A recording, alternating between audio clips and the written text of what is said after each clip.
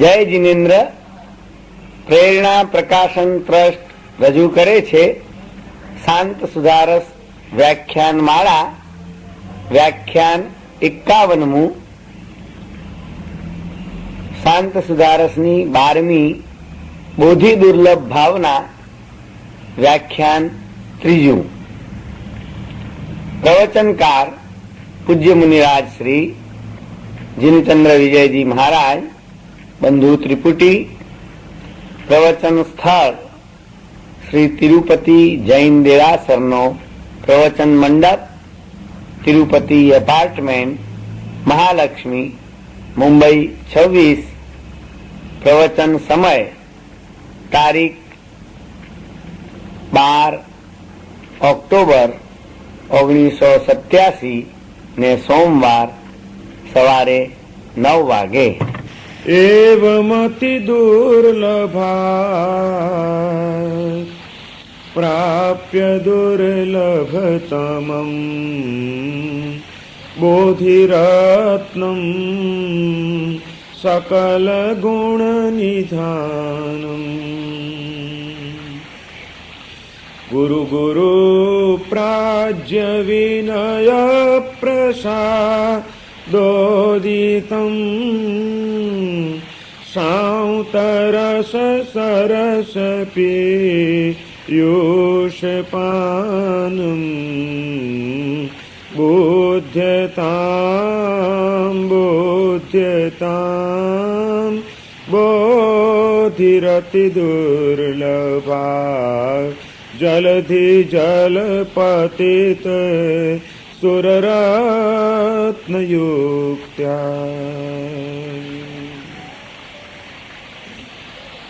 પરમ જ્ઞાની મહોપાધ્યાય વિનય વિજયજી મહારાજ શાંત સુધારસ નામના ગ્રંથમાં 12મી બોધિ દુર્લભ ભાવનાનું વિવેચન કરી રહ્યા છે.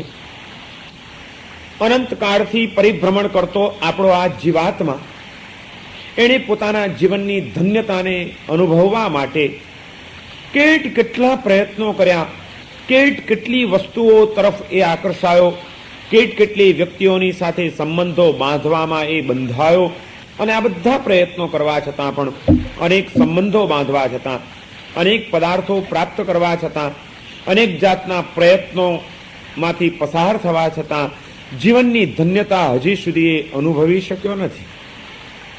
બધું જ મેળવ્યું છતાં એનું જીવન સતત અપૂર્ણ જ રહ્યું છે, અપૂર્ણ જ એને લાગ્યું છે. કઈ રીતે જીવનની આ પૂર્ણતા અને જીવનની ધન્યતા અનુભવી શકાય? એવું કયું તત્વ છે આ સંસારની અંદર કે આ અનંતકાળમાં હજી સુધી જીવ નથી પામી શક્યો, નથી પ્રાપ્ત કરી શક્યો, કે જેના કારણે એના જીવનની પરિપૂર્ણતાનો કોઈ આભાસ એ કરી શકતો નથી? એવી દુર્લભ વસ્તુ કઈ છે એની ઓળખાણ આ 12મી ભાવનામાં એ આપણને કરાવે છે. અને એ અત્યંત દુર્લભ આત્મ સ્વરૂપનો બોધ પ્રાપ્ત થવો. દુનિયામાં બધાને ઓળખી ચૂક્યો આ જીવ પોતાની જાતની જ ઓળખાણે ન પામી શક્યો. અનેકની સાથે એણે સંબંધો બાંધી દીધા, પોતાની જાતથી જ એ વિખૂટો પડી ગયો. કેટલી વસ્તુઓ એ મેળવી ચૂક્યો, પણ બહારથી પરિપૂર્ણ થતો જતો એ આત્મા અંદરથી વધુ ને વધુ ખાલીપો અનુભવતો રહ્યો, અંદરથી ખાલી થતો ગયો, અને એનું જીવન એમને એમ પૂર્ણ થતું ગયું. આવા અનેક જીવનો એણે પસાર કર્યા. એની દ્રષ્ટિ જ ઊંધી હતી. જીવનની ધન્યતા માટેની કલ્પનાઓ જ કંઈક એવી ખોટી હતી કે જેના કારણે એ સાચા માર્ગે આવી શક્યો જ નહીં. એણે માન્યું જ હા કે મને આટલી આવી ચીજો મળી જાય, આટલા સાધનો પ્રાપ્ત થઈ જાય, તે વ્યક્તિઓની સાથે મારા સંબંધો બંધાઈ જાય, આટલું બધું જો મારા જીવનમાં વ્યવસ્થિત ગોઠવી જાય તો વાહ, મજા આવી જાય, જીવન ધન્ય બની જાય. આવી કલ્પનામાં અટવાવાના કારણે એણે એના જ પ્રયત્નો કર્યા, બહારથી જ પરિપૂર્ણ થવાના પ્રયત્નો કર્યા, કારણ કે એને સુખ બહારના પદાર્થોમાં દેખાયું હતું. એને શાંતિ કોઈક એવી વ્યક્તિઓની સાથેના સંબંધોમાં જ દેખાણી હતી, અને માટે એ વ્યક્તિઓ અને વસ્તુઓના વધુ ને વધુ બંધનો ઊભા કરવામાં જ એ અટવાયો. જીવનનો એણે સમય બરબાદ કર્યો, અને એ બધું થવા છતાં પણ એને જે પરમ સુખની ઝંખના હતી, પરમ શાંતિની ઝંખના હતી, આંતર તૃપ્તિની જે એની કામના હતી એ તો અધૂરી જ રહી ગઈ. અને એનું કારણ એક જ છે, વિનય વિજયજી મહારાજ કહે છે કે મૂળમાં જ ખામી આવી ગઈ. અત્યંત દુર્લભ વસ્તુ એ ન પામી શક્યો, નથી મેળવી શક્યો. એનું કારણ એને મેળવવા જેવું જ ન લાગ્યું. એને મેળવવા જેવું બીજું જ આજ સુધી કંઈક લાગ્યું છે. અને જે કંઈ એને મેળવવા જેવું લાગ્યું છે, હકીકતમાં એ કોઈ પણ તત્વ એને અંતરનો ખાલીપો દૂર કરી શકે એ માટે સમર્થ નહોતું એમાંનું કોઈ પણ તત્વ. જે સુખની શોધમાં નીકળ્યો હતો એ સુખ બહારથી મેળવવાનું નહોતું, અંદરમાંથી પ્રગટ કરવાનું હતું. એ વાત જ ભૂલાઈ ગઈ. સુખને બહારથી મેળવવાના આપણા પ્રયત્નો વધી ગયા. સુખ એ અંદરમાં જ પડેલું છે. એને બહાર ફાંફા મારવાના નથી, અંદરમાં ડૂબકી મારીને એને પ્રગટ કરવાનું છે. એ વાત જ આપણા ખ્યાલમાં ન આવી. અને જ્યાં આગળ એને પ્રયત્નો કર્યા ત્યાં આગળ સુખ આપવાની કોઈ શક્તિ એ પદાર્થોમાં, એ સંબંધોમાં, એ વ્યક્તિઓમાં હતી જ નહીં. અને માટે જ એ આજ સુધી નિષ્ફળ ગયો છે આ જીવ આપણો. જે વસ્તુમાં છે જ નહીં તત્વ, ત્યાંથી તમને એ ક્યાંથી મળી શકે? તલમાં તેલ છે માટે તલને પી લો તો ઓછું કે વધતું પણ તમને તેલ મળે, પણ રેતીમાં તેલ આપવાની શક્તિ જ નથી. એવી તમે દરિયાની 2 મણ રેતી લઈ આવો અને ગાણીમાં નાખીને પીલ્યા કરો, પીલ્યા કરો, પીલ્યા કરો, ગમે એટલા સમય સુધી તમે એને પી લો, તમને તેલનો છાંટો એ નહીં મળે. પણ મેં આટલા બધા પ્રયત્નો કર્યા અને કેમ નથી મળતું? નહીં મળે. કારણ કે જે વસ્તુમાં જે આપવાની શક્તિ નથી એ વસ્તુમાંથી એ મેળવવાના પ્રયત્નો હંમેશા નિષ્ફળ જવાના છે. પરમ સુખ અને પરમ શાંતિની કામના આપણી સાચી, એને પ્રાપ્ત કરવાના પ્રયત્નો પણ ખૂબ કર્યા, પરંતુ આપણા એ પ્રયત્નો બાહ્ય ભૂમિકાએ હતા, સ્થૂળ જગતની અંદર ચાલતા હતા. એકદમ નાચીજ પદાર્થોમાંથી જ એ શોધવા માટે આપણે દોડધામ કરી અને હકીકતમાં એ સંબંધો, એ પદાર્થો, એ વ્યક્તિઓ, એ પરિસ્થિતિઓ, એમાં કોઈ પણ વસ્તુમાં પરમ સુખ કે પરમ શાંતિ અર્પણ કરવાનું સામર્થ્ય નહોતું, શક્તિ નહોતી. માટે આપણા પ્રયત્નો નિષ્ફળ ગયા છે. પ્રયત્ન કરવો જોઈએ તો અંદરમાં ડૂબકી મારવાનો કરો. બહારથી ભરાતા જશો, અંદરથી ખાલી થતા જશો. અંદરથી ભરાતા જાઓ એ માટે બહારથી થોડાક ખાલી થવું પડશે. જે બહારથી ખાલી થાય છે અંદરથી ભરાય છે, જે બહારથી ભરાતો જાય છે અંદરથી ખાલી થતો જાય છે. કેશવ વિજયજી મહારાજે જ્ઞાનસાર નામના ગ્રંથની અંદર પૂર્ણતાનું લક્ષણ જ આપ્યું. અપૂર્ણ પૂર્ણતામેતી પૂર્યમાણસ્તુ હીયતે. જે બહારથી અપૂર્ણ પૂર્ણતામેતી, બહારથી જે અપૂર્ણ થતો જાય છે, ખાલી થતો જાય છે, એ પૂર્ણતામેતી અંદરની પૂર્ણતાને પ્રાપ્ત કરતો જાય છે. અને પૂર્યમાણસ્તુ હીયતે, બહારથી જે વધુ ને વધુ ભરાતો જાય છે એ અંદરથી હીન થતો જાય છે, ખાલી થતો જાય છે. અને આજે જોઈ લો આપણા જીવનની પરિસ્થિતિઓ, બહારના કેટલા પદાર્થોથી આપણે આપણા જીવનને પરિપૂર્ણ કરવાના પ્રયત્નો કરી ચૂક્યા છીએ. અને એ બહારથી જીવન ભરાતું ગયું છે અનેક સંબંધોથી, અનેક સુખના સાધનોથી, અનેક વસ્તુઓથી. આપણે આપણા ઘરને ભર્યું, આપણે આપણા જીવનને ભર્યું, આપણે આપણા શરીરને શણગાર્યું, બધું કરતા ગયા, બહારથી પરિપૂર્ણ થતા ગયા. દિવસે દિવસે અંદરનો ખાલીપો વધતો ગયો છે. બહારથી બધું જ છે, અંદરથી માણસ ખોખરો થઈ ગયો છે. ક્યાંય એની પાસે કોઈ કેન્દ્ર નથી કે જે કેન્દ્ર એક ક્ષણ માટે પણ એને કંઈક સઘન શાંતિનો અનુભવ કરાવી શકે, એને સહજ પ્રસન્નતાને પ્રાપ્ત કરાવી આપે એવું કોઈ તત્વ હજી સુધી પામી શક્યા નહીં. કારણ કે આપણા પ્રયત્નો બહારથી જ પરિપૂર્ણ થવાના રહ્યા. ક્યારે પણ અંતઃસ્થલને સ્પર્શવાના આપણા કોઈ પ્રયત્નો આપણે કર્યા જ નહીં હજી સુધી. સુખ એ અંતઃસ્થલની અંદર જ પડેલું છે, અંદરમાં જ પડ્યું છે. એને અંદરમાંથી પ્રગટ કરો. વિનય વિજયજી મહારાજ આપણને આપણી બહિર્મુખ દ્રષ્ટિને અંતર્મુખ બનાવી રહ્યા છે આ બોધિ દુર્લભ ભાવના દ્વારા, એના ચિંતન દ્વારા. અને એમાં એમણે એ કીધું કે બધું સુલભ છે આ સંસારની અંદર. સંપત્તિ મળવી સુલભ, સંબંધો બંધાવા સુલભ, સંબંધો ટકાવવા સુલભ, સંબંધો વધારવા સુલભ, બહારથી પૂર્ણ થતા જવું બધું સુલભ છે. પરંતુ અત્યંત દુર્લભ હોય તો એ બહારની દુનિયામાંથી અંદરમાં પ્રવેશ કરવો એ અત્યંત દુર્લભ કાર્ય છે આ સંસારની અંદર. અને જ્યાં સુધી બહારથી અંદરમાં તમે નથી આવતા અને અંતઃસ્થલને, આંતર ચેતનાને સ્પર્શવાનો કોઈ પ્રયત્ન નથી કરતા, ત્યાં સુધી જે ધન્યતાનો અનુભવ છે, જે પૂર્ણતાનો અનુભવ છે, જે મગ્નતાનો અનુભવ છે, એ ક્યારેય પણ નહીં થઈ શકે. સાચી પરિપૂર્ણતા, સાચી જીવનની ધન્યતા એને પામવા માટે આ ભૂમિકાએ આવવું જ પડશે. અંદરમાં ડૂબકી મારવી પડશે, અંતરમાં ડોકિયું કરવું પડશે અને ત્યાં આગળ જે ખજાનો છે, ત્યાં આગળ જે પ્રકાશ છે એ કોઈક એવો અદ્ભુત છે કે જે પામે એ જ જાણે, બીજાને આપણી તો કલ્પના જ એ ન હોઈ શકે. આત્મતત્વનો અનુભવ એટલે કે આત્માના જે ગુણો છે, ગુણના માધ્યમ દ્વારા જ આત્મ સ્વરૂપની અનુભૂતિ પામી શકાય છે. આત્મા કોઈ રૂપી પદાર્થ નથી કે એને આમ પેન્ટિંગથી દેખાડી શકાય કે આંખો બંધ કરી અને આકાર દેખાઈ જાય, પરંતુ આત્મતત્વનો અનુભવ કરવો, આત્માનુભૂતિ કરવાની છે એટલે ગુણાત્મક ભૂમિકાએ એને સ્પર્શવાનો છે.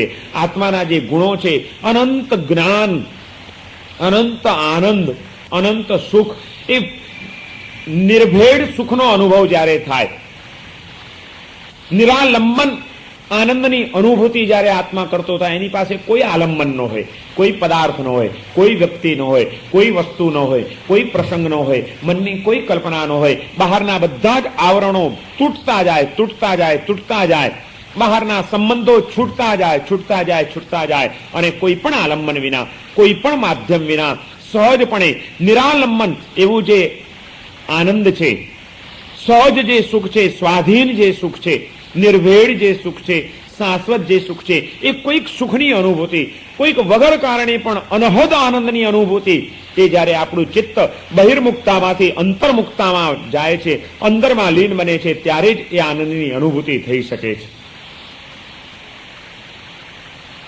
સાધનાના માર્ગે આગળ વધતો સાધક દેવો અને ઇન્દ્રોના સુખને પણ ટપી જાય એવા સુખની અનુભૂતિ કરે છે, એમ જે શાસ્ત્રોની અંદર લખ્યું છે એનું કારણ જ આ છે. કારણ કે એની પાસે બહારથી કંઈ જ નથી, છતાં આનંદનો કોઈ પાર નથી. બહારથી એ જેમ જેમ ખાલી થતો ગયો તેમ તેમ અંદરથી વધુ ને વધુ એ ભરાતો ગયો છે, અને એ ભરાવા માટે આ ખાલી થવું બહુ જરૂરી છે.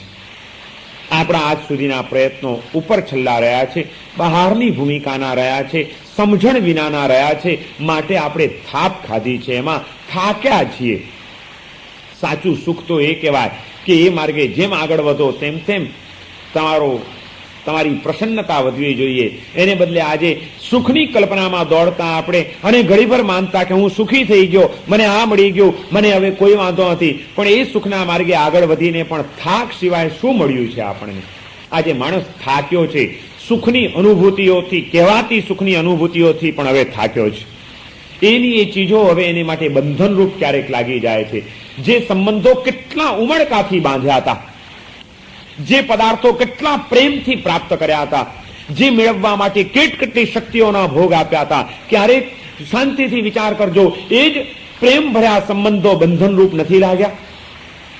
ક્યારે એ જ વહાલથી મેળવેલી ચીજો પણ અકળાવનારી નથી બની ગઈ? ક્યારેક એ જ બધા પ્રયત્નો એ ત્રાસરૂપ આપણા માટે પુરવાર નથી થઈ ગયા? કેમ આમ થયું? જો હકીકતમાં એ સંબંધોમાં, એ વસ્તુઓમાં, એ વ્યક્તિઓમાં સુખ આપવાની, આનંદ આપવાની, પ્રસન્નતા આપવાની તાકાત હોત તો જેમ જેમ તમે એ મેળવ્યું તેમ તેમ તમારા આ બધા અનુભવો પણ વધવા જોઈતા હતા. પરંતુ જીવન એમ કે છે કે બધું થવા છતાં પણ આપણા ઉલટા એ અનુભવો ઊંધા વળ્યા છે. શરૂઆતમાં જે વ્યક્તિએ ખૂબ આનંદનું માધ્યમ હતી, એ જ વ્યક્તિ ક્યારેક કંટાળા અને ત્રાસનું કારણ બનવા માંડી. શરૂઆતમાં જે વસ્તુ આવી ત્યારે નાચી ઉઠ્યા હતા, ક્યારેક એ જ વસ્તુ અત્યંત અશાંતિ અને ત્રાસરૂપ લાગવા માંડી. કેમ આમ થઈ ગયું? કારણ કે આપણા ખ્યાલો જ ખોટા હતા.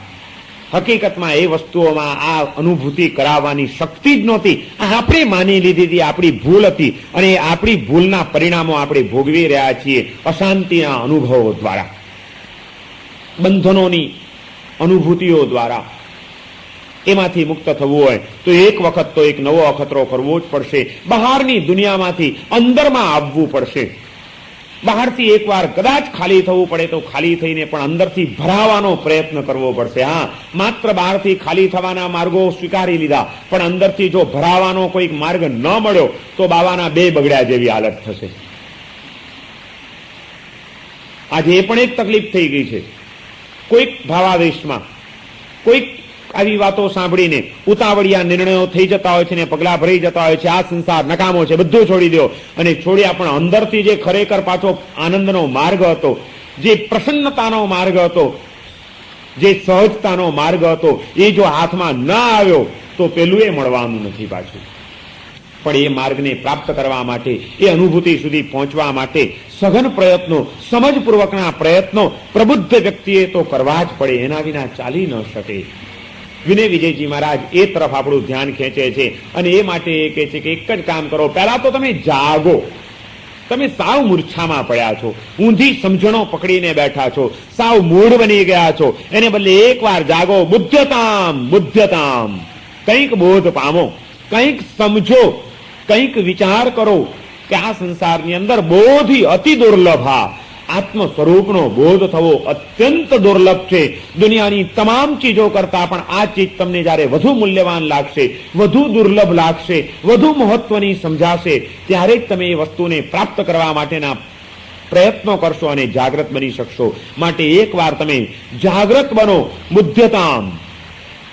અને એ પછી એ કેટલું દુર્લભ છે એની આખી દુર્લભતા અહીંયા આગળ બતાડી રહ્યા છે કે સૂક્ષ્મ નિગોદની અંદર પડેલો આપણો એ જીવાત્મા ત્યાંથી બહાર નીકળ્યો, બાદરની ગોદમાં આવ્યો, એકેન્દ્રિયપણામાં આવ્યો. પૃથ્વી, પાણી, વાયુ, વનસ્પતિ, અગ્નિ, આ બધાની અંદર પણ અનેક જાતના જીવનો પ્રાપ્ત કરતો ગયો. ક્યાંય પણ આત્મ સ્વરૂપનો બોધ થવાની, સહજ આનંદની અનુભૂતિ થવાની કોઈ શક્યતાઓ એની પાસે નહોતી. એમાંથી બે ઇન્દ્રિયો, તે ઇન્દ્રિયો અને ચૌરિન્દ્રિયના પણ અનેક ચક્રો અને અનેક જન્મો અને અનેક જીવનો એને પસાર કર્યા. એમ કરતા કરતા માંડ પંચેન્દ્રિયપણામાં આવ્યો. પણ પંચેન્દ્રિયપણામાં પણ પાંચે ઇન્દ્રિયોની પરિપૂર્ણ રીતે ખીલે પર્યાપ્ત પંચેન્દ્રિય થાય. એમાં પણ પાછા મન વાળું સંઘની પર્યાપ્ત પંચેન્દ્રિય થાય. સંઘની પર્યાપ્ત પંચેન્દ્રિયમાં પણ તિર્યંચ ગતિમાં અનેક વાર એ ગયો. નરક ગતિ અને દેવગતિના પણ ચક્કરો એને ખૂબ માર્યા. ત્યાં આગળ પણ આત્મ સ્વરૂપનો બોધ થવાની કોઈ શક્યતાઓ નહોતી. સંઘની પર્યાપ્ત પંચેન્દ્રિય મનુષ્ય ભાવ સુધી આત્મા આવી જાય પછી જ એના આંતર દુનિયાની ખોજ એની શરૂ થાય છે. આંતર જગતની ખોજનો માર્ગ સિવાય માત્ર એક માનવ એ કોઈને મળતો નથી. અને એટલા માટે અહીં સુધી આવવું પણ દુર્લભ છે. ને માની લો કે ત્યાં સુધી પણ તમે કંઈક તમારો પુણ્યનો ઉદય જાગ્યો અને મનુષ્ય ભાવ સુધી પણ આવી ગયા, પણ મનુષ્ય તરીકે પણ જન્મ લીધા પછી કર્મના ઉદયોએ કેટલીય વાર આટલા કષ્ટપૂર્વકના જન્મો સ્વીકારીને પણ તમને તરત જ મોતને ઘાટ ઉતારી દીધા છે. બાળકો જન્મીને પણ તરત મરી જાય છે. સંઘની પર્યાપ્ત પંચેન્દ્રિય મનુષ્ય ભાવમાં જન્મ પામ્યા પછી સ્થિર આયુષ્ય મળવું એ પણ પાછું દુર્લભ છે. બધાને એ નથી મળતું. અને સ્થિર આયુષ્ય વાળું મનુષ્ય જીવન મળી ગયું તે પછી પણ આત્મ સ્વરૂપના બોધ માટેની હજી દુર્લભતાઓ છે.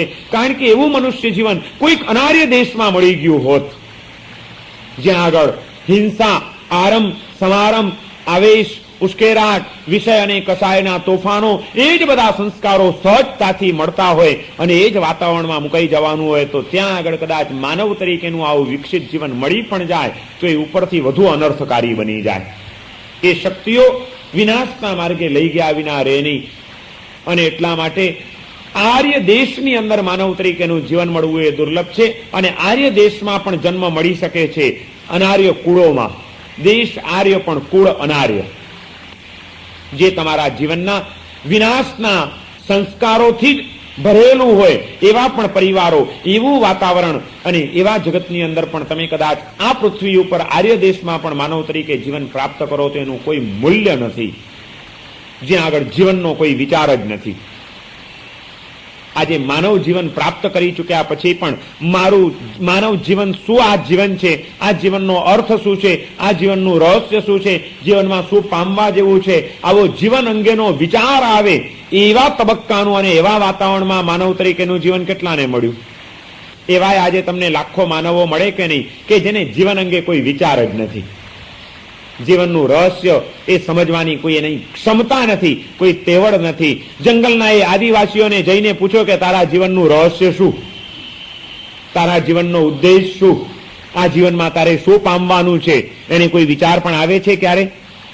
એને તો એક જ વિચાર છે, બસ આજનું ખાવાનું ક્યાંથી મેળવવું, ક્યાં શિકાર કરવા, ક્યાં મજૂરીએ જવું, ક્યાંથી રોટલો રડી લેવો અને એ કામ કરીને ઘરે આવીને બસ દેહની અને ઇન્દ્રિયોની ભૂમિકા ઉપર જ જીવન જીવતા લાખો માનવો જ્યારે અહીંયા આગળ આર્ય દેશમાં પણ આપણને જોવા મળે છે, ત્યારે દેહ અને ઇન્દ્રિયોથી પર થઈને આત્માનો કોઈક વિચાર જાગૃત થાય, આત્માનો કોઈક માર્ગ મળે, એવું વાતાવરણ જ્યાં આગળ સહજતાથી પ્રાપ્ત થાય એવા આર્ય કુળમાં જન્મ મળવો, સંસ્કારી માતા પિતાને ત્યાં જન્મ મળવો, એ પણ પુણ્યનો ઉદય હોય તો મળે છે. એ અત્યંત દુર્લભ વસ્તુ છે.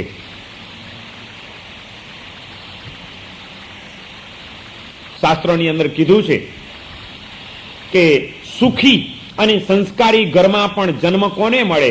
એને માટે પણ પુણ્યનો ઉદય હોય ને ભાગ્ય હોય તો જ મળે છે. શુચિનામ શ્રીમતામ ગેહે, શુચિનામ એટલે પવિત્ર, સંસ્કારી, અને શ્રીમતામ એટલે સુખી, શ્રીમંત. શુચિનામ શ્રીમતામ ગેહે ભાગ્યવાનો ભિજાયતે, ભાગ્યવાન આત્માઓ જ જન્મે છે.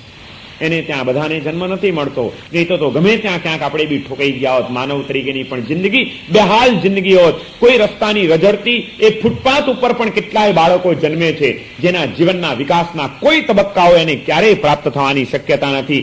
એ ભિખારીની પેટે જન્મતા એ બાળકોએ કંગાળ હાલતમાં, ગંદી પરિસ્થિતિમાં ઉછરીને મોટા થઈને જિંદગીમાં ભિખારી વેળા, અનાળી વેળા અને ગુંડાગીરી કરીને જિંદગીઓ પૂરી કરવાની હોય છે. એવું જીવન કદાચ આ માનવ તરીકેનું મળી પણ ગયું હોત તો શું અર્થ હતો એનો? પણ જબરજસ્ત પુણ્યનો ઉદય હોય ત્યારે આ એક દુર્લભ વસ્તુ પ્રાપ્ત થાય છે કે સંસ્કારી એવા આર્ય કુળમાં માનવ તરીકેનું જીવન પ્રાપ્ત થઈ જાય છે, કે જ્યાં આગળ જન્મતાની સાથે કોઈક દિવ્ય સંસ્કારો તમને પ્રાપ્ત થવા માંડે છે. કોઈક વિશિષ્ટ વાતાવરણ તમને સહજતાથી મળી જાય છે, જે તમને જીવનની સભ્યતા શીખવાડે છે, જીવનના સંસ્કારો પાય છે, જીવનનો ઉદ્દેશ સમજાય છે જ્યાં આગળ તમને. અને એવા સ્થળે પણ આર્ય દેશના આર્ય કુળમાં માનવ તરીકેનો જન્મ મળી ગયો એ પછી પણ હજી આત્મ સ્વરૂપનો બોધ એ ખરેખર દુર્લભ છે. કારણ કે આવા કુળમાં જન્મ પ્રાપ્ત કર્યા પછી પણ બધાને પાછું આ સૂઝતું નથી.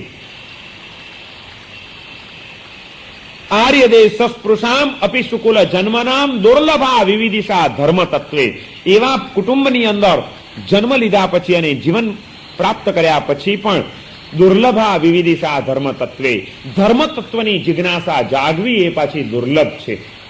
માતા પિતા ગમે એટલા સંસ્કારી હોય અને વાતાવરણ ગમે એટલું અનુકૂળ મળ્યું હોય, પણ ત્યાં આગળ પણ એ શ્રીમંતાઈની અંદર ઉછળતા એ પુણ્યવાન આત્માઓ પણ એના પુણ્યની સાથે કોઈક પાપના ઉદયો જાગી જાય તો એ જ શ્રીમંતાઈ અને એ જ પૈસો એ પુણ્યવાન આત્માઓને પણ પાપના માર્ગે તાણી ગયા વિના રહેતો નથી. ક્યારેક એને ધર્મનો વિચાર આવે, એને જીવનના સંસ્કારનો વિચાર આવે, એને કોઈક ચોક્કસ પવિત્ર લક્ષ્ય બંધાય, એ સુલભ નથી હોતું. એવા પણ ઘણા માનવો તમને જોવા મળશે કે જે સંસ્કારી માતા અને પિતાને ત્યાં જન્મ લીધા છતાં પણ જીવનની આ ધન્યતાને પામી શકતા નથી. દુર્લભા વિવિધિશા ધર્મ તત્વે. કેમ? કારણ કે એને બીજા જ બધા અંદરના અનાદિકાળના સંસ્કારો જાગૃત થઈ જાય છે. રતિ પરિગ્રહ ભયા હાર સંજ્ઞાર્તિ વીર હંતમગ્નમ જગત દુસ્થિ તત્વે. કારણ કે આ જગત એક બહુ મુશ્કેલીમાં ફસાયેલું છે અને એનાથી એ આત્માઓ પણ મુક્ત નથી રહી શકતા. હંતમગ્નમ જગત દુસ્થિ તત્વે. ઓહ, ખેદની વાત છે કે આ જગત દુઃખની પીડાથી પીડાઈ રહ્યું છે, દુઃખી બની રહ્યું છે, દુઃસ્થિત છે, દુઃખમાં સ્થિત બનેલું છે. સુખના સાધનો અને સુખની સામગ્રીઓ હોવા છતાં પણ એની વચ્ચે પણ એ દુઃખી છે, એ અશાંત છે, એ વ્યાકુળ છે, એને એના જીવનના કોઈ ઠેકાણા નથી. એવી કોઈક મુસીબતોમાં એ ફસાઈ જાય છે. સુખી પરિવારમાં જન્મેલા અને કદાચ બાહ્ય દ્રષ્ટિએ કહી શકાય કે સુખના સાધનોની વચ્ચે મુકાયેલા પણ એવા અનેક હજારો માનવો તમને મળશે કે જેનું જીવન દુઃખી હશે. આજે આટલા બધા કેફી દ્રવ્યોના વપરાશ કેમ વધી ગયા? એ લોકોની હાલત તો જઈને પૂછો કે શું હાલત છે, તપાસો તો ખરા કે કેવી રીતે જીવન જીવે છે. એના અંતરના ખાલી પાયે એને કેવી વ્યાકુળતામાં મૂકી દીધા છે. એ કહે છે કે અમારી પાસે બધું જ છે, શું કરવાનું? આ પૈસો નથી જોઈતો, આ અમારા લક્ઝરિયસ બ્લોકો અમને નથી જોઈતા, આ બધી સુખ સાહેબીઓ અમને નથી જોઈતી, બધું જ છે, પણ અમારા જ માણસોને અમારા માટે લાગણી નથી, અમારા જ માણસો અમને પ્રેમથી ચાહી શકતા નથી. અમને તમે ચાર સારી ચીજો નહીં આપો તો ચાલશે, તમે તમારા હૃદયની અમને લાગણી આપો, આત્મીયતા આપો, પ્રેમ આપો, હૂંફ આપો. એ પ્રેમ, હૂંફ, અને એના વિના એ ટળવળતા અનેક યુવાનો આજે રવાડે ચડી ગયા છે, એની જિંદગીઓને બરબાદ કરી ચૂક્યા છે. એને ધર્મનો વિચાર આવવો અત્યારે મુશ્કેલ છે. એના મનની અંદર વિદ્રોહની આગ સળગી ઉઠેલી છે. શું કરવાનું? ચાલો, માનવ જીવન એને પણ મળ્યું છે, પણ હવે એ માનવ જીવનની અંદર એની પાસે બીજો કોઈ ઉપાય નથી. એ તો કહેશે કે હું મારા હાથે રોજ ઇન્જેક્શનો લેતો રહીશ અને નશામાં ચકચોર થઈને જિંદગી પૂરી કરીશ, અને એ જો ન મળે તો એની અશાંતિ, એની વ્યાકુળતાનો પાર નથી ને એ રીતે જિંદગી પૂર્ણ કરી નાખે કદાચ, તો એવા માનવ જીવનનું કેટલું મૂલ્ય? જે દુર્લભ છે, અત્યંત દુર્લભ છે, આત્મ સ્વરૂપનો બોધ થવો, આત્મતત્વની અનુભૂતિ થવી, સહજ આનંદનો માર્ગ મળવો, એ આ જીવનની અંદર દુર્લભ છે. બધે વિકૃત આનંદ આજે વધતા ગયા છે. એ વિકૃત આનંદની વચ્ચે સહજ આનંદનો માર્ગ કેટલાને મળે? કલ્પનાના ભ્રામક સુખોના એ માર્ગોની વચ્ચેથી સહજ સુખનો પંથ કેટલાને પ્રાપ્ત થાય છે? દુર્લભ છે. વિનય વિજયજી મહારાજ કહે છે અત્યંત દુર્લભ છે. આર્ય દેશમાં અને આર્ય કુળમાં જન્મ પ્રાપ્ત કર્યા પછી પણ દુર્લભા વિવિધિશા ધર્મ તત્વે, ધર્મ તત્વની જિજ્ઞાસા જાગવી એ અત્યંત દુર્લભ છે. કારણ કે રતિ, પરિગ્રહ, ભયા, હાર, સંજ્ઞાર્થિવીર, 4 સંજ્ઞાઓથી જીવ ઘેરાયેલો છે. ભોગ સંજ્ઞા, પરિગ્રહ સંજ્ઞા, આહાર સંજ્ઞા અને ભય સંજ્ઞા, આ 4 વૃત્તિઓથી માનવનું મન એવું ખરડાયેલું છે અને એવું ઘેરાયેલું છે કે એની વચ્ચે એને એનાથી મુક્ત થાય, એનાથી કંઈક ઉપર ઉઠે, એનાથી બહાર નીકળે અને એને ધર્મનો વિચાર આવે એ પણ દુર્લભ છે. સુખ સાહેબી મળી, સંપત્તિ મળી, યુવાની મળી, બધું મળ્યું, પણ તે છતાં એ સંસ્કારી કુળમાં આવેલા આત્માઓ પણ કદાચ ભોગની વાસનાથી જીવનને રવાડે ચડાવી જાય છે. કદાચ કોઈક પરિગ્રહનો સંસ્કાર એવો એનો પ્રબળ બની જાય છે. પૈસો પૈસો પૈસો, ગમે તેમ કરીને હું કેમ લખપતિ થઉં ને લખપતિ હું કેમ કરોડપતિ થઉં, આપણી પાસે આટલો પૈસો તો હોવો જ જોઈએ, એ સિવાયને કોઈ બીજા વિચારો નથી આવતા, બીજો કોઈ માર્ગ નથી ગમતો. અત્યારે એ કે છે ધર્મ નહીં, મને તો પૈસો જોઈએ છે, ધર્મને શું કરવાનું? સંસ્કારી કુળમાં આવેલા માતા પિતાના સંતાનો પણ એને ધર્મની જ અભિરુચિ હોય, આત્માની શાંતિનો માર્ગ ગમતો હોય અને મળતો હોય, એ અશક્ય વાત છે. કદાચ એને પરિગ્રહ સંજ્ઞા બહુ સતાવતી હોય અને માટે પણ એનું જીવન જુદા માર્ગે કદાચ વળાંક લઈ લે એવું બની શકે. કદાચ એવા જ માતા પિતાને ત્યાં આવેલું બાળક પણ એને ભોગ સંજ્ઞાનો સંસ્કાર સતાવતો હોય અને મોજ શોખના કારણે રવાડે ચડી જવાની પણ પૂર્ણ શક્યતાઓ રહેલી જ છે. જે જીવનની એક એક પળ અત્યંત મૂલ્યવાન છે, એ જીવનની એક એક પળો મહોત્સવ કરવામાં, ભોગ ભોગવવામાં, પરિગ્રહની મર્યાદાઓને અમર્યાદ બનાવવામાં અને ખાવા પીવામાં કેટલી બરબાદ નહીં થઈ જતી હોય. વિનય વિજયજી મહારાજે આ 4 સંજ્ઞાઓથી જગત દુખી છે એમ બતાડ્યું છે. એ જ આત્મા સુખી થઈ શકે જે આ 4 વૃત્તિઓથી ઉપર ઉઠી શકે. ભોગ સંજ્ઞા, પરિગ્રહ સંજ્ઞા, આહાર સંજ્ઞા અને ભય સંજ્ઞા, આ 3 સંજ્ઞાઓનો અતિરેક ચોથી ભય સંજ્ઞાને જન્માવ્યા વિના રહેતો નથી. અતિ ભોગી માણસ, અતિ પરિગ્રહવાન માણસ અને આહાર સંજ્ઞાની અંદર કોઈ કંટ્રોલ નહીં રાખનારો માણસ ભયનો ભોગ બન્યા વિના રહેતો નથી. એને કોઈક ને કોઈક ભયો ઘેરી વળશે. પછી રોગનો ભય હોય, બેઆબરૂ થવાનો ભય હોય, ગમે ત્યારે આ બધું છૂટી જવાનો ભય હોય, પણ કંઈક ને કંઈક ભયોથી એનું જીવન એવું ઘેરાઈ જાય છે કે જેના કારણે એ દુઃખી બની જાય છે. સુખની વચ્ચે પણ દુઃખનો અનુભવ કરનારા દુઃખીઓ આ દુનિયામાં ઘણા બધા છે. કહેવાતા સુખોની વચ્ચે પણ દુઃખી જીવન જીવતા સુખી માણસો, એમની હાલત બહારથી દુઃખી ગણાતા માણસો કરતા વધુ ખરાબ છે. આ સંજ્ઞાઓની પરિસ્થિતિ બેકાબુ બનવાના કારણે. એટલા માટે વિનય વિજયજી મહારાજ કહે છે કે ધર્મ તત્વની રુચિ જાગવી, ધર્મની જિજ્ઞાસા જાગવી એ પણ દુર્લભ છે. કારણ કે આ જીવનની અંદર ભોગના માર્ગે ખેંચાઈ જવાની વધુ શક્યતાઓ રહેલી છે. પરિગ્રહની લાલસા અમર્યાદ બનવાની વધુ શક્યતાઓ રહેલી છે.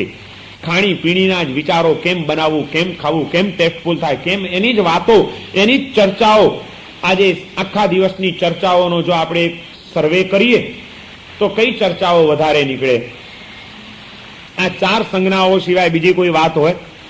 આખા દિવસની તમારી ચર્ચાઓ, મુલાકાતો, વાતચીતો, એ બધાનું એક સરવૈયું કાઢો, શેની ચર્ચા નીકળે? 5 ઇન્દ્રિયોના ભોગ સુખોની ચર્ચા હશે.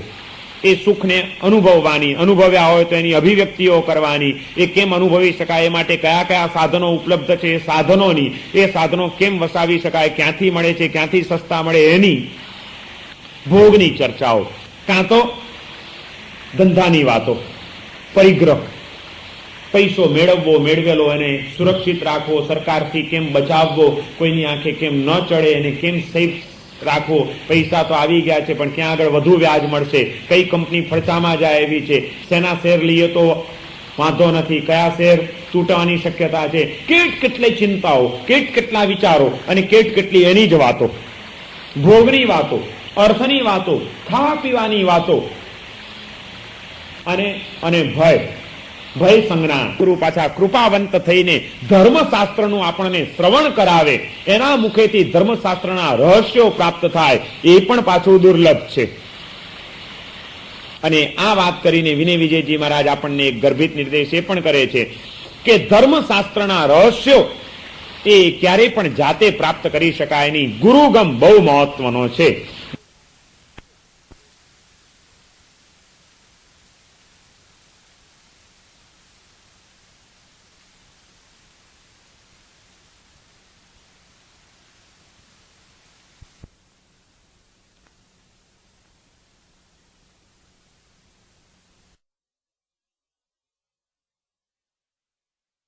ગુરુગમ વિના શાસ્ત્રની વાતો પકડીને કંઈક ને કંઈક પ્રયત્ન કરવા જનારા ક્યારેક ઉથલી પડવાની પણ શક્યતાઓ રહે છે.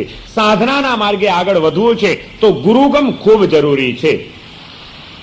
ગુરુગમ ન હોય તો ખાલી ચોપડીમાં વાંચ્યું કે આમ સાધના કરવી ને આમ આસન કરવું ને આમ પ્રાણાયામ કરવાને જો કરવા જાઓ તો ઉલમાંથી ચૂલમાં પડી જાઓ કદાચ. ડગલે ને પગલે સાધનાના માર્ગની અંદર અનુભવી ગુરુનો સંયોગ ખૂબ જરૂરી બની જાય છે. એવા અનુભવ સંપન્ન ગુરુગમ જો તમારી સાથે હોય, ગુરુનું સાનિધ્ય હોય અને એમનું પ્રોપર માર્ગદર્શન તમને મળતું જાય તો સહેલાઈથી વિકાસના તબક્કાઓ પ્રાપ્ત થઈ ગયા વિના રહે નહીં. એટલા માટે અહીંયા આગળ કીધું કે ગુરુ મુખેથી ધર્મશાસ્ત્રનું શ્રવણ મળવું એ પણ દુર્લભ છે.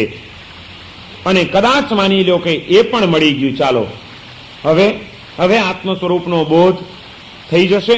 ના, ગુરુ તો મળ્યા, એ ગુરુએ ધર્મશાસ્ત્રનું શ્રવણ પણ કરાવ્યું, ગજબની વાતો ખુલ્લી કરી, પરંતુ એ ગુરુ મુખેથી સાંભળેલી વાતો પાછી ગમવી એ દુર્લભ હોય છે. તીર્થંકરના સમોસણમાં જઈને સાક્ષાત તીર્થંકરોની વાતો સાંભળીને પણ ગજબનો ઇન્દ્ર જાળ્યો છે, શું ઠોકમ ઠોક કરે છે, આવું પણ કહેનારા આપણે ત્યાં પાક્યા છે. તીર્થંકરની વાતો પણ એને ગમે નહીં, એને થાય કે આ તો ઠોકમ ઠોક કરે છે, કોઈ ઠેકાણા છે આની વાતોના. હાલો પણ છે ઇન્દ્ર જાળ્યો, સાંભળીએ છીએ ત્યારે મજા આવે છે, ગમે છે કરી એની વાતો. બાકી કે આની વાતો એ જો મદાર બાંધીએ ને હાલીએ તો દુઃખી થઈ જઈએ. તીર્થંકરનો માર્ગ પણ મને દુઃખી કરે, આવી પણ માન્યતા ધરાવનારા જીવો આ સંસારની અંદર હોઈ શકે છે. માટે સદગુરુ તીર્થંકર કરતા મહાન સદગુરુ બીજા કયા મળવાના હતા? અને એના મુખેથી જયારે એ વાણી નીકળે ત્યારે ધર્મશાસ્ત્રનું શ્રવણ કેટલું ઉચ્ચ કક્ષાનું બની જાય. પણ એ શ્રવણ મળ્યા પછી પણ એની ઉપર શ્રદ્ધા બેસવી અને એ વાતો ગમવી એ પાછી મુશ્કેલ હોય છે, સહેલી નથી હોતી. મારા સાહેબ તો કે એમને કઈ થોડી સંસારનો અનુભવ છે, તો કે છે બહારથી ખાલી થાવ ને અંદરથી ભરાવ મરી જઈશું, બહારથી ખાલી થઈ જઈશું. મહારાજને તો પાટ ઉપર બેસીને વાત કરવી છે, ટાઈમ થશે એટલે ધર્મલાભ આપતા ગોચરી લઈ લેવી છે, એમને શું કરવું છે? આ મહારાજની વાતે આપણે રવાડે ચડીએ તો દુઃખી થઈ જઈએ. સાંભળવી ગમે પણ વળી સાંભળ્યા પછી એની ઉપર શ્રદ્ધા બેસે, એની રુચિ જાગે, એ દુર્લભ હોય છે, એ પણ સુલભ નથી. આત્મ તત્વની અનુભૂતિ સુધી પહોંચવા માટે સદગુરુનો યોગ મળવો દુર્લભ છે. અને સદગુરુનો યોગ મળ્યા પછી એ સદગુરુની વાત ઉપર હૃદયની શ્રદ્ધા બેસવી કે નહીં, ખરેખર આપણે રવાડે ચડ્યા છીએ. આ વિનય વિજયજી મહારાજ જે વાત કરે છે એ જ વાત સાચી છે. આજ સુધી આપણે સમજ્યા નહીં, માટે આજે આપણી આ પરિસ્થિતિ થઈ છે. ખરેખર પામવા જેવું આ જ છે, માર્ગ તો આ જ સાચો છે, આ જ વાતો બિલકુલ સત્ય છે. આપણે ભૂલ્યા છીએ. એ વાતની અભિરુચિ થવી, મગજમાં બેસવી, એની પ્રત્યે આકર્ષણ થવું એ પાછું દુર્લભ હોય છે, એ સુલભ નથી. અને એ જ્યાં સુધી ના આવે ત્યાં સુધી પછી આગળના તબક્કા તો ક્યાંથી આવવાના હતા? જ્યાં સુધી સદગુરુની વાત ઉપર શ્રદ્ધા ના બેસે અને રુચિ ન જન્મે તો ક્યારેય પણ જીવને જેની તરફ રુચિ નથી હોતી એનો એ પ્રયત્ન અને પુરુષાર્થ કરતો નથી. અને પુરુષાર્થ કર્યા વિના સાધના માર્ગની અનુભૂતિઓ પ્રાપ્ત થઈ શકતી નથી. આત્મ સ્વરૂપનો બોધ દુર્લભ બની જાય છે. સદગુરુના યોગ પછી શ્રદ્ધા એ અત્યંત દુર્લભ છે, કારણ કે એમાં પણ જીવનનું અહિત લાગે. ભગવાન મહાવીર જેવા મહાવીર વિદ્યમાન હતા, છતાં રોહિણી આ ચોરનો બાપ મરવા પડ્યો ત્યારે એને એના દીકરા પાસેથી એક જ વચન માંગ્યું હતું, બેટા ગમે તે થાય પણ આ પેલા મહાવીરની વાત કોઈ દિવસ સાંભળતો નહીં, એની દેશનામાં ક્યારે જતો નહીં, આટલું વચન આપ તો હું શાંતિથી મરી શકું. કારણ કે એને ખબર હતી કે આ મહાવીરની વાત સાંભળશે ને મહાવીરના રવાડે ચડશે તો મારો દીકરો દુઃખી થઈ જશે, ચોરીનો ધંધો નહીં કરી શકે. મહાવીરની વાત મારા દીકરાને દુઃખી કરનારી, આ એની અભિરુચિ હતી, આ એની શ્રદ્ધા હતી. એને બી સાંભળી હશે ક્યાંક, અને સાંભળી ત્યારે જે એને અનુભવ થયો હશે એને એમ થઈ ગયું કે હું તો પાકો છું એટલે મને વાંધો ના આવ્યો. બાકી આ કાચી બુદ્ધિનો મારો દીકરો જો આ મહાવીરની વાતો સાંભળે તો એની અસર નીચે આવી જાય વિના રહેશે નહીં, અને આ મહાવીરની વાતોમાં આવી ગયો તો આ મારો બાપ દાદાના પરંપરાગત રીતે ચાલ્યો આવતો ચોરીનો ધંધો કરી શકે, અને એ નહીં કરે તો આ કરશે શું, મારું નામ બોલશે ને દુઃખી થશે. માટે બેટા બધું કરજે પણ મહાવીરની વાત કોઈ દિવસ સાંભળતો નહીં. એને મહાવીરની વાત માટે શ્રદ્ધા નહોતી ને રુચિ નહોતી. નહીં તો કોઈ બાપ દીકરાને મળતા મળતા આ ભલામણ કરે. અને દીકરા પાસેથી વચન માંગ્યું, એને શું સૂચવે છે? આ દુર્લભતા છે, આની દુર્લભતા છે. મહાવીરની વાત સાંભળ્યા છતાં પણ એને એની તરફ રુચિ ન થઈ, અને રુચિ નહોતી માટે જ દીકરાને એ અંગેની ઊંધી ભલામણ એને કરી. નહીં તો એમ કે બેટા બધું જતું કરજે, પણ આ એક મહાન આત્મા અહીં આગળ વિચરી રહ્યો છે, એનો સત્સંગ કરવાનું કોઈ દિવસ ભૂલતો નહીં એમ કે, એને બદલે કોઈ દિવસ એની વાત સાંભળતો નહીં એમ કીધું. કારણ કે આ માનવ જીવન સુધી આવી ગયા પછી પણ આ દુર્લભતા એને માટે ખરેખર દુર્લભ બની ગઈ ચીજ, અને એ દુર્લભતાના કારણે એ માણસ આવી ભલામણો કરીને પણ મરી ગયો. શ્રદ્ધા બેસવી, તત્વની વાતો ઉપર અભિરુચિ થવી એ અત્યંત દુર્લભ વસ્તુ છે. બહુ મુશ્કેલ કાર્ય છે.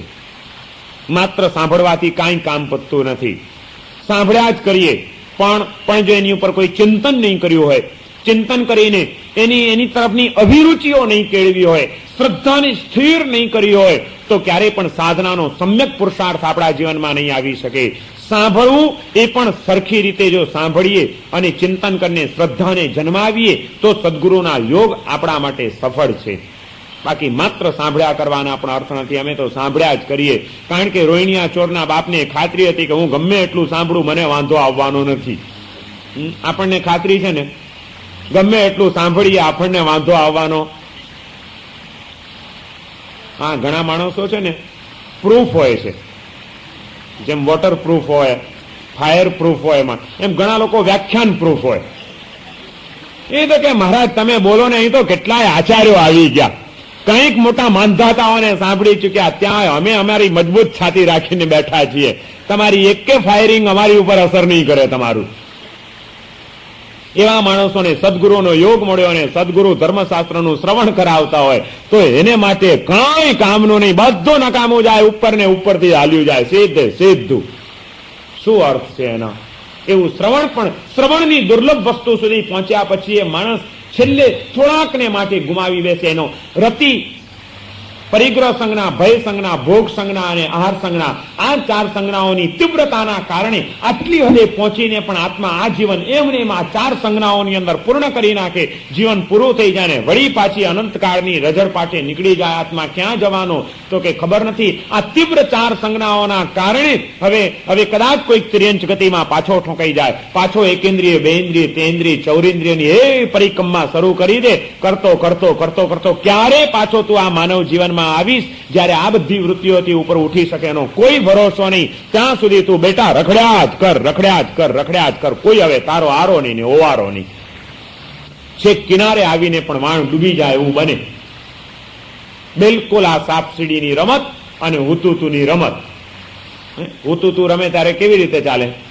કબડ્ડી રમે છે, હુતુતુ રમે છે, હુતુ કરતા જયારે આમ નીકળે એ લોકો, તમે જોયું છે આમ સતત આમ આગળ વધતો જાય, પાછળ ગભરા, આગળ પાછળ આમ હુતુ બોલતો જાય ને આગળ પાછળ થતો જાય. ક્યાંય કોઈક મારી ટાંગડી ખેંચીને મને એની સરહદમાં ન લઈ જાય. અને એમ કરતા કરતા આમ બરોબર સામે પેલો પકડવા આવ્યો હોય ને આ બરોબર આમ ઊતું કરતો જતો હોય, બોર્ડર ઉપર હોય અને એમાં સહેજ ગફલતમાં રહી ગયો, ઊતું કરીને પેલા ટાંગ પકડી લીધી, તો એમાં અનંત કાળથી આપણે આ સંસારમાં ઊતુની રમત કરી રહ્યા છીએ. અને ઘણી વખત છેક બોર્ડર ઉપર આત્માની અનુભૂતિના તમામ સંયોગો પ્રાપ્ત થઈ ગયા હોય અને છેક બોર્ડર ઉપર આવ્યા હોઈએ, ત્યાં કોક આ 4 સંજ્ઞામાંથી એકાદ સંજ્ઞા એવો ટાંટિયો ખેંચી જાય, હવે બેટા કે આવી જા, હવે તું પાછો નવેસરથી રમત શરૂ કર, પાછો એકેન્દ્રિય, બેન્દ્રિય, તેન્દ્રિય, ચૌરેન્દ્રિય એ ચક્કર શરૂ કર.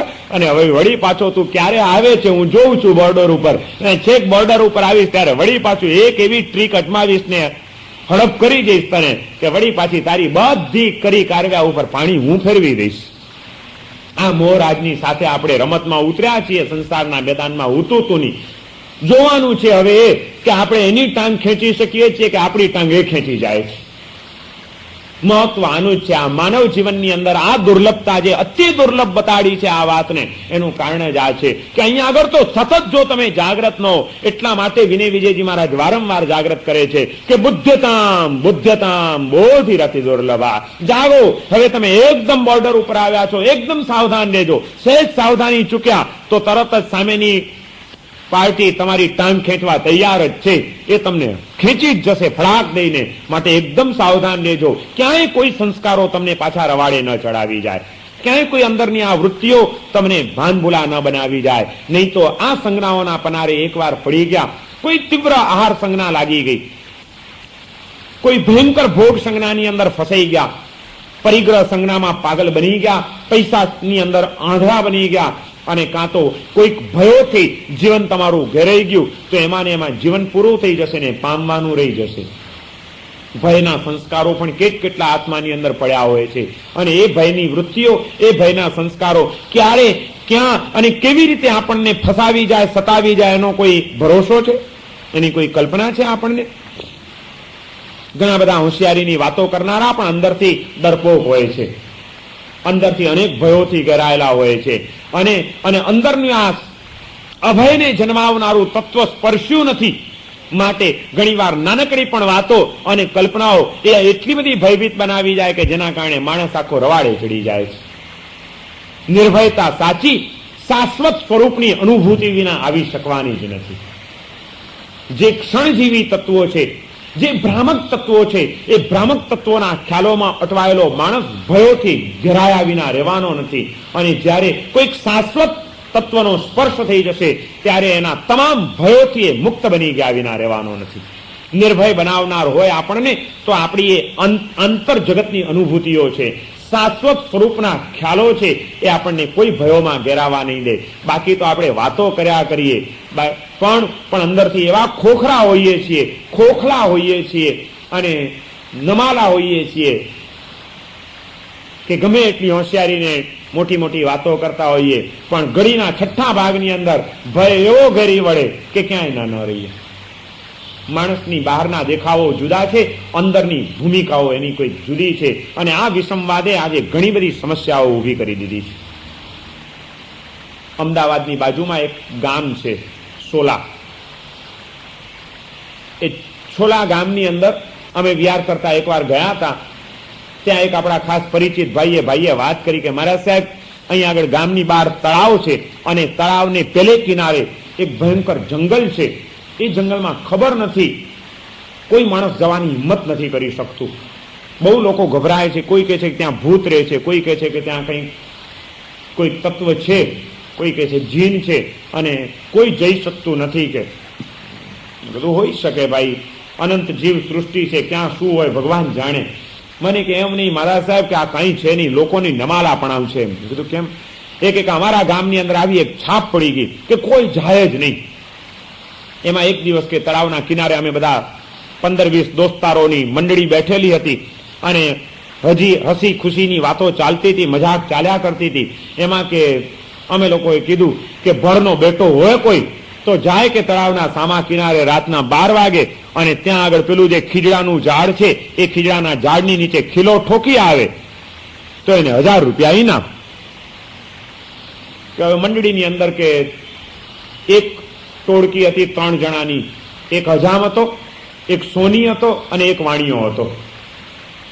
એ ત્રણેય જણાની કે ટોળકી કંપની કે, અને એવી મોટી મોટી કાયમ દંફાસની વાતો કરતા હોય કે, એટલે બધાએ કીધું કે આ લોકો કરી આવશે. એટલે પેલા લોકોને ચડી ગયું કે પાણી, અને ત્રણેય જણાએ કીધું હા કે એમાં શું મોટી વાત છે કે, ભૂત ને ભૂત કોણે જોયા છે, બધી ખોટી અંબગ વાતો કે. વાતમાં ને વાતમાં હેરાન તો ઝીલી લીધું. પેલા કે તો પછી કરો કંકુ ના, કે જાઓ આજે જ કે લઈ આવીએ હમણાં ખીલો. રાતના 12 વાગે ખીજડાના ઝાડ નીચે ખીલો ઠોકીને આવવાનું કે, અને સવારે કે આપણે રાતે કોઈ ન જઈ શકે, દિવસે વાંધો નહીં, કે સવારે જઈશું આપણે બધા અને જોઈશું કે આપણો નિશાન કરેલો ખીલો જો ત્યાં આગળ બરોબર ઠોકેલો હોય તો 1000 રૂપિયા ઇનામ. પેલા લોકો કે ભલે. ત્યારે ત્રણેય જણા લીધો હાથમાં ખીલો, એક લીધો પથ્થર ઠોકવા માટેનો, અને નીકળ્યા. પેલા લોકો બધા આ કિનારે ઉભા છે અને ગયા તળાવના સામા કિનારે પહોંચીને હવે જંગલનો માર્ગ પકડે છે. વટમાં ને વટમાં કહી તો દીધું હતું, પણ પછી ત્રણેય જણા વળી એમ થયું સારું નથી ને, આટલો બધા વર્ષોથી લોકો કહે છે, સાચે સાચ કઈ હશે તો નહીં ને. એટલે પેલો કે તું આગળ ચાલ, પેલો કે તું આગળ ચાલ. અંદર અંદરની હુંસાતુસીમાં છેવટે કે ચાલો આપણે ત્રણે સાથે ચાલો, પકડાઈએ તો ત્રણે મળીએ કે. એમ કરતા કરતા આગળ વધ્યા. આગળ વધતા વધતા વધતા વધતા ગયા. બરોબર આમ આગળ જતા જાય ને એમાં રાતની સુમસામ શાંતિ, પવન વાય, ગીચ જંગલ, એક ઝાડોની વચ્ચેથી પેલો પવન સુસવાટા મારતો સુ સુ સુ અવાજ આવે, અને આ લોકોના થડકારા વધતા જાય. મરી ગયા કે સાલો નથી ને ક્યાંય કોઈ ભૂત આવી ગયો, કોઈ જીન આવી જશે તો. અને એમ કરતા કરતા કરતા કરતા છેક પહોંચ્યા ત્યાં આગળ. સોની હતો જે, એના હાથમાં હતો ખીલો. પેલા બે હતા સાથે કે બેટા વાંધો નહીં કે તું તારે ઠોક કે. અને બરોબર ખીજડાના ઝાડ સુધી તો આમ ગભરાતા ગભરાતા મનમાં આમ ફફડાટ, જલ્દી ખીલો ઠોકીને જલ્દી ભાગવું. ગામની અંદર રે ધોતિયુંને જબ્બો પહેરેલો, નીચે આમ અંધારું, રાતની 12 વાગ્યાનો ટાઈમ. બરોબર ખીજડાના ઝાડ નીચે પહોંચ્યા અને ત્યાં બેસીને આમ ખીલો ઠોકવો છે એટલે બેઠા. બેસતી વખતે એનું ધ્યાન રહ્યું નહીં, બેઠો તો ખરો પણ ધોતિયાનો છેડો જમીન ઉપર, અંધારામાં એની ઉપર ખીલો ઠોક્યો. એને ખીલો મૂકી અને જોરથી પથ્થર ઠોક્યો. પથ્થર ઠોકીને જલ્દી ભાગવું હતું. પથ્થર ઠોકીને ખીલો ઠોકીને જેવો ભાગવા ગયો કે પેલો ખીલામાં ધોતિયું તો ફસાઈ ગયું, એટલે ધોતિયું ખેંચાણું ને આ સમજો કે માર્યા ભૂતે પકડ્યો મને. એટલે જેવું ધોતિયું ખેંચાણું એટલે તરત જ એટલો બધો ગભરાટમાં હતો, ગભરાટમાં કે જ્યાં ઝાલ્યા એને કીધું કે ભૂતે મને ઝાલ્યો, એમ કે ઝાલ્યા. જ્યાં એને ઝાલ્યા કરીને રાડ પાડી એટલે પેલા બે સોનીને હજામ ને વાણિયો એ તો જાય નાઠા આગળ કે આને ઝાલ્યો ને હવે આપણને ઝાલશે. પેલા બે આગળ, અને આ તો ઝાલ્યા આમ ખેંચવા ગયો પણ ખેંચાય એક ગાનમાં ગયું ધોત્યું કે અંડરવેર તો પહેરેલી છે ને અંદર વાંધો નહીં. અને જેને ધ્રાસકો પડી ગયો, ધોત્યું ગયું ત્યાં છૂટી ગયું એનું, અને પહેરેલે કપડે જે નાઠો. પેલા બે આગળ જાય ને આ પાછળ, અને આ પાછળ તો ગાંડો થઈ ગયો. નેચરલ એ ભાઈએ મને વાત કરી, શાંતિભાઈ એમનું નામ છે, આપણા સંઘના કાર્યકર્તા. એ મને કે મહારાજ સાહેબ એ માણસ ભયનો માર્યો, એવી થાક બેસી ગઈ, ગાંડો જ થઈ ગયો. ત્યાંથી ભાગ્યો ને એક જ વાત આખા રસ્તે ઝાલ્યા, એ ઝાલ્યા, એ ઝાલ્યા, એને ભૂત જ દેખાયા કરે હવે. અને ઝાલ્યા બસ કરતો અહીંયા આવ્યો. પેલા બે આગળ મુઠ્ઠીઓ વાળીને આખી ટોળી અહીં ઉભેલી હતી કે હમણાં ખીલા ઠોકીને આવશે. અને એમાં પેલા બે નાસ્તા આવ્યા એટલે આ લોકોને થયું કંઈક ગડબડ છે કે. અને એમાં એટલામાં પેલો પાછળ કે શું થયું તો કે ભૂત છે ઝાલ્યા. એટલે પેલા બધા ભાગ્યા ને પેલો એકલો વિચારો પાછળ ઝાલ્યા કરતો ઘરે. રાતના જુએ તો 4 ડિગ્રી તાવ સીધો. ભયમાં એક બાજુ મગજ પર ગરમી ચડી ગઈ, ગાંડો સનેપાત, અને આ બાજુ તાવમાં ધગધકે. ડોક્ટર બોલાયા, ઉપચાર શરૂ કર્યા, પણ પેલો તો બસ પડ્યો સહેજ પણ આમ આંખ ખોલે એ ઝાલ્યા. દિવસ ઉપર દિવસ વીતવા માંડ્યા. ડોક્ટરને થઈ ગયું છે શું આ વાત. છેવટે તપાસ કરી તો ખબર પડી કે ભાઈ આ રીતે અમે બધા રાતના ત્યાં આગળ બેઠા હતા, અને એ બેઠા હતા એ પછી આ એક વાત મુકાણી. આ 3 જણાએ બીડું ઝડપ્યું, એ ગયા, અને ત્યાં ગયા પછી ત્યાં એ ખીરડાના ઝાડ ઉપર કોઈ ભૂત રહેતું હશે, એને આનું ધોતિયું ખેંચી લીધું છે કે, અને એને પકડી લીધો, ઝાલ્યો છે. ત્યારથી એની આ હાલત થઈ ગઈ છે.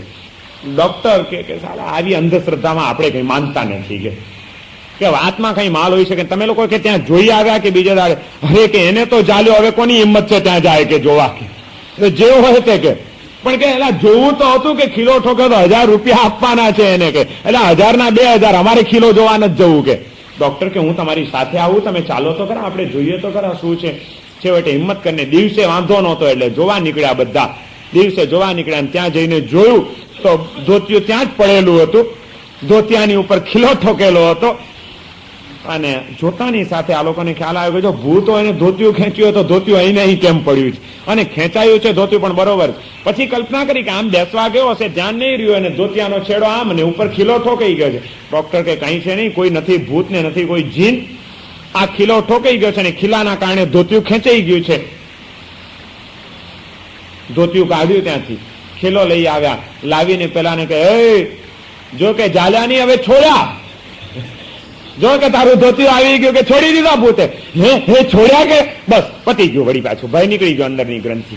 સાયકોલોજીસ્ટ હતો ડોક્ટર, એને એક જ કામ કર્યું કે એના મનમાં જે ભયની ગ્રંથિ બંધાઈ ગઈ હતી, જેને દિવસો સુધી એને પાગલ બનાવી નાખ્યો, કે હવે એને ગમે એટલી ટ્રીટમેન્ટ આપી એનાથી કામ નહીં પતે.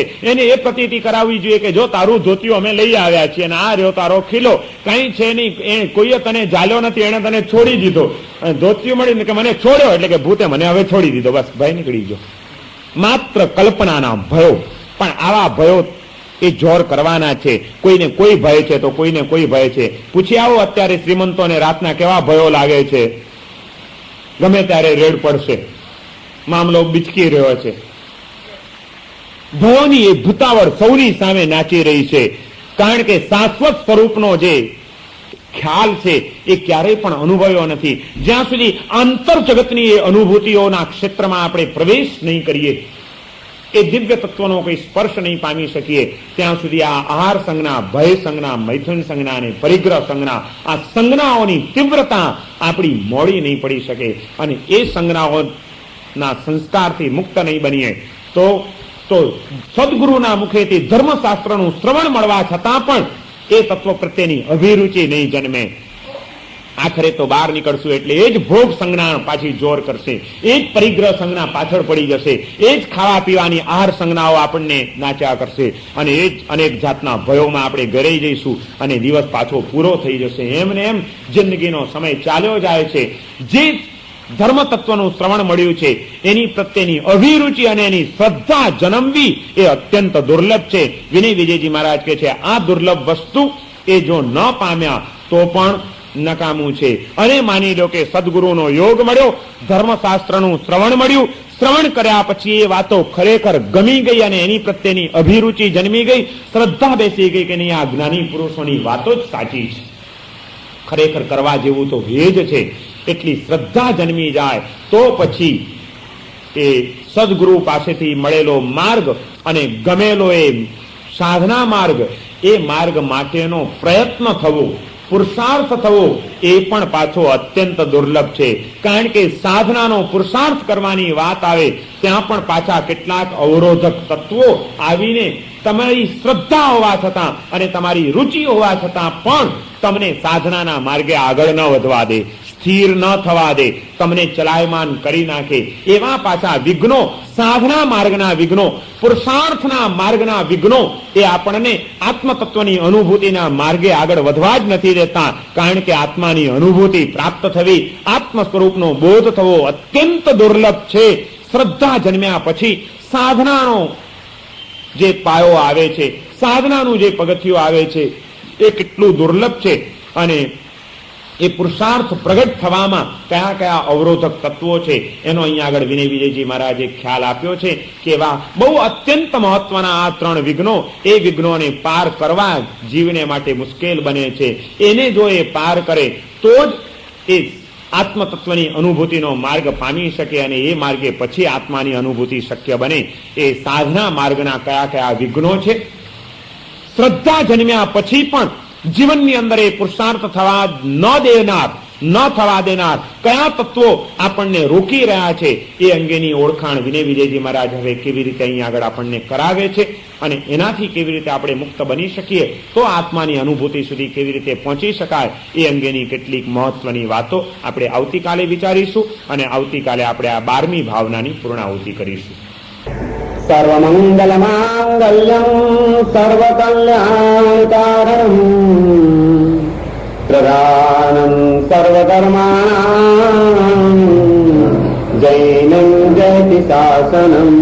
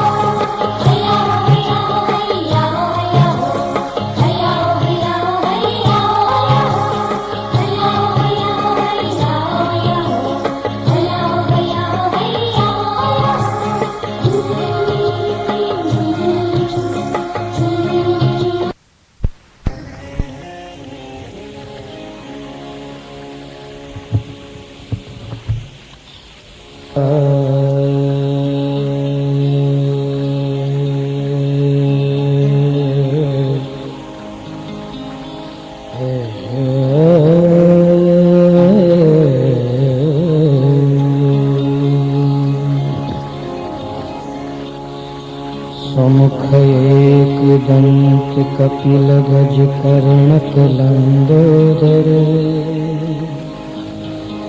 विकट विघ्न विनाशक विनायक धुंध केतु गणाध्यक्ष भालचंद्र गजानन या कुंदेन्दु तुषारहार धवला या शुभ्रवस्त्रावृता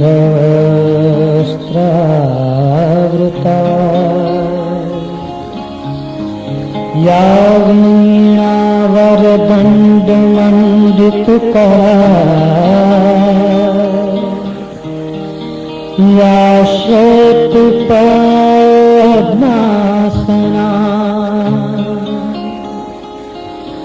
या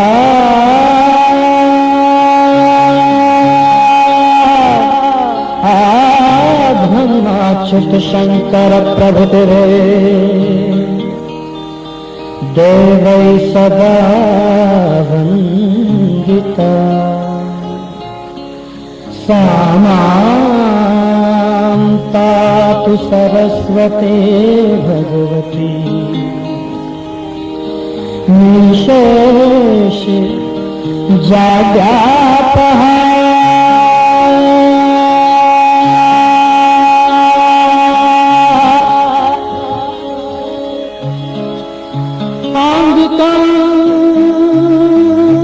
भुवनं यस्य वाचिकं सर्वदा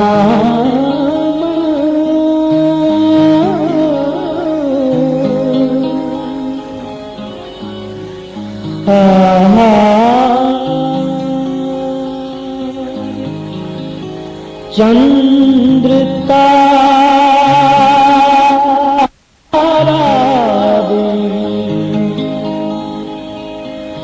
तं नमः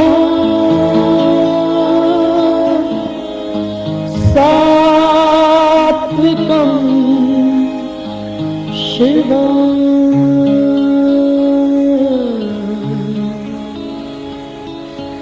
तं